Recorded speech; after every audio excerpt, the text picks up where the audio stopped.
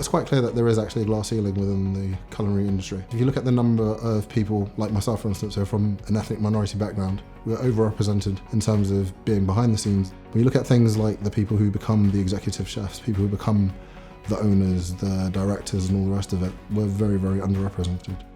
Well, to make sure that we're reaching people who may be underrepresented, we make sure that all the roles are not necessarily experience-based. If anything, the forefront of what we're looking for is attitude.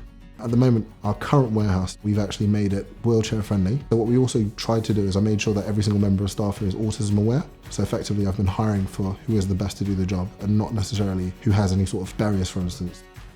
I think it's very important that something is done about the glass ceiling that currently exists. We need to have very open and free hiring processes. There's a lot of talent within the UK which seems to go missed at the moment. It'd be nice to see them get some recognition, really.